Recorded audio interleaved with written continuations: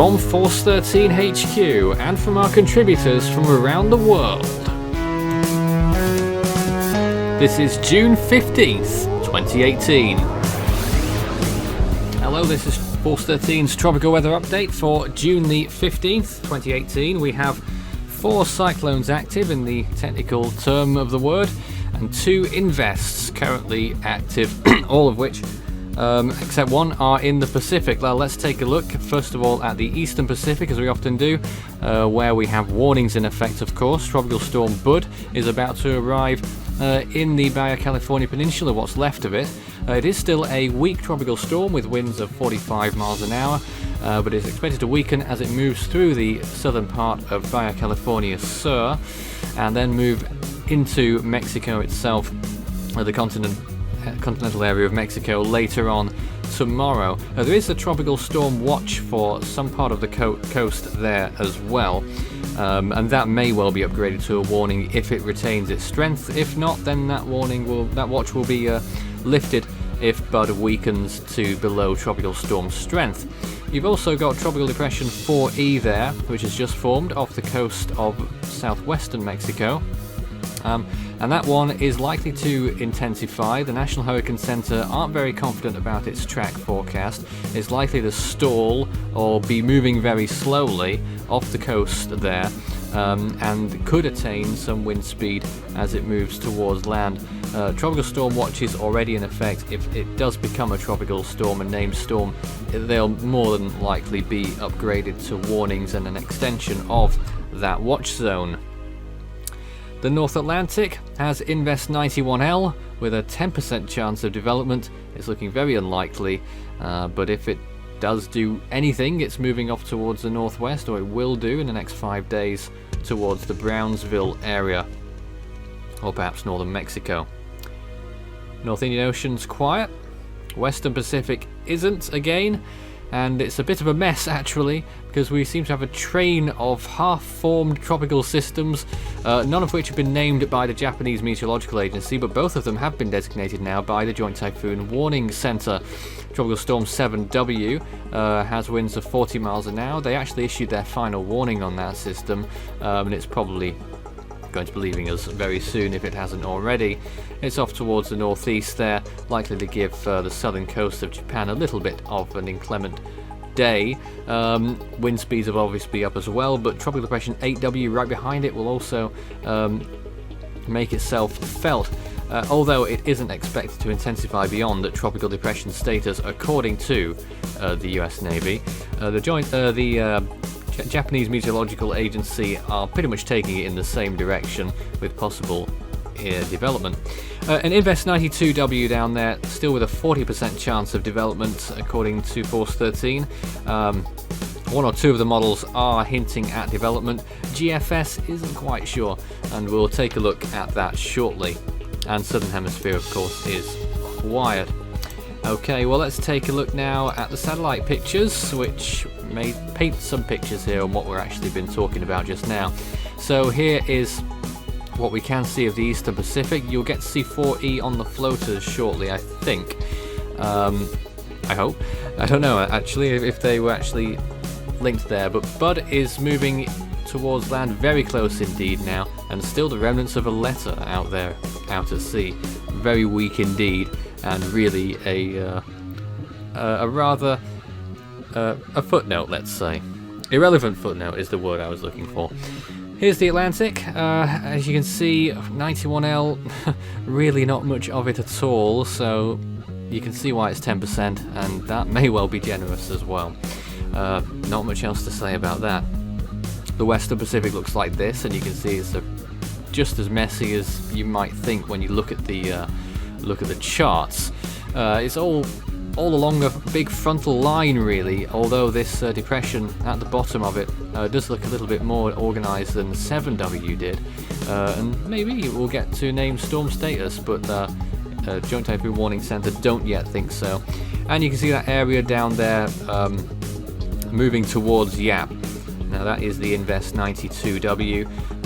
Not much development has occurred yet. We'll wait and see whether it could at least get a name from the Philippines, because they're criteria is much less stringent. Well, we'll see on that. Australia's looking quiet, as you might expect, and that's out of date, and this is where we are in terms of the floater imagery, and you can see pretty much everything of note on these. 7W is on the left somewhere, if you can find its centre, if it's still there at all, or if it ever had one. Some people dispute that. 8W in the middle there, looking much better, just about to impact Taiwan. Could be some significant rainfall there indeed. And on the right hand side, you've got the twin systems there of Bud and 4E. 4E doesn't look particularly impressive on the satellite imagery. To be honest, I'm not entirely sure if the centre is as defined as it might want to be, but I do think it will get its act together and become a tropical storm in the near future. Alright, well that was the satellite. Let's take a look at the sea surface temperatures, if we've got an up-to-date map on this. Somewhat, it's from the 13th. That's all we need really. Sea surface temperatures in the Pacific there, where Bud is right now.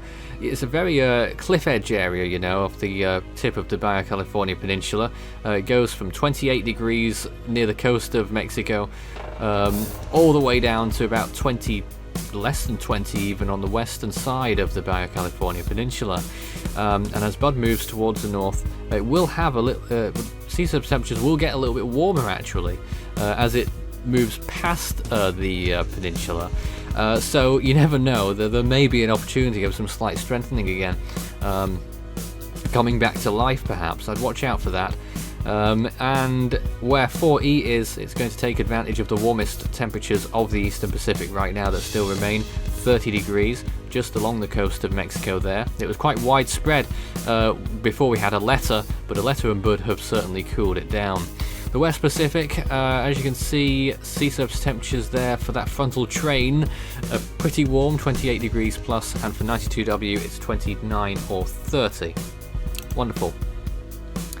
Well, now let's take a look at what the forecast is from the GFS model. It looks like this. First of all, looking at the Atlantic, and see if we can spot 91L. You can just about spot 4E. GFS doesn't seem too much keen on that, going beyond tropical depression status, I have to say, but is much less keen on 91L, taking it nowhere, doing nothing with it at all. And as we enter the next week, the Atlantic is looking very quiet indeed. Yeah, not much else to say there. Here's the Eastern Pacific proper. Very large extratropical cyclone off to the north. Bud moving inland. I think what I saw there on the GFS was no further strengthening or round 2 or anything like that, so it doesn't look like it will take advantage of those warmer sea surface temperatures. And as we enter next week, it's looking very quiet. I do wonder whether that little swirl moving towards Hawaii is still the remnants of a letter. I didn't follow it from the start of that loop, so I'm not sure. And I think that cyclone up there, extratropical by that point, may be one of the West Pacific ones coming into next week. So this is the West Pacific, and you can see how messy it looks on the models as well. Barely tropical cyclones, barely cyclonic indeed. But there you can see 8W, I think it was, moving out there. What's left of 7W churning up against next tropical cyclone is all a big mess, and it looks like that's going to continue into next week too, because it looks like we might have some more systems moving through, more little systems swirling along on a frontal boundary, moving towards the northeast in the East China Sea and towards Japan.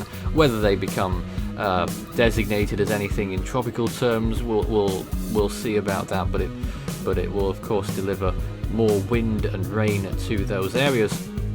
The North Indian Ocean, again looking very quiet. As I said in the last update, usually you're more likely to see activity in the Bay of Bengal right now than you would in the Arabian Sea, with some notable exceptions however, but it doesn't look like we're going to see anything in either. And that's how it is looking into next week. If I can find the right button, will take us back to the rest of what we've got to show, which isn't a huge amount, but the wind shear in the Western Pacific looks like this. As you can see, extremely high wind shear for 7W, decreasing slightly ahead of it, but as we saw with 8W, it looked a lot more organised, a lot more convection, and you can see why. Wind shear is low, near nil, and actually decreasing ahead of the storm as well. So the path for the next 12-24 hours is impeded only by the presence of Taiwan, which is a storm crusher at times, taking off 2 or 3 categories as they move by. But there we are. Let's take a look at the computer models. The HWRF looks like this, and a bit of explaining has to be done, I think, because look what it had earlier today for what is now 4E. Completely outlier. I'm not sure why it's done that, but stalling initially and then moving off towards the west. No other models have anything like that. I'd be completely baffled if it did. And you can see it's compared to the HMON there and the CTCX model, which have it stalling pretty much. A very erratic movement and slow movement over the next 5 days. HMON just about makes it ashore on day 5. On the left hand side you can see 8W, HWRF is keen on it to have tropical storm force winds, and you would assume therefore a tropical storm, although it doesn't look to me as though there's much tropical storm force winds on the western side, so it doesn't look like it will get itself particularly well established. Some of the picks from RAL that we just came up with here. 92W is quite an old one now, but I just wanted to give that a little bit of a mention. The models there taking a general route towards the west-northwest, although there may be a little bit of a northwestern element of that according to some of the models. And you've also got another look at 4E there, and the model consensus pretty much has it stalling, moving very slowly towards the north, pretty much what the National Hurricane Center is saying. We don't have RAM this evening because there is a technical issue of some description. And just another look, pretty much the same as it was yesterday. The projection, how we're doing compared to that projection. If we get the name storms, we will bump up those numbers. We may well do it anyway for 7W, which was called a tropical storm by the Joint Typhoon Warning Center.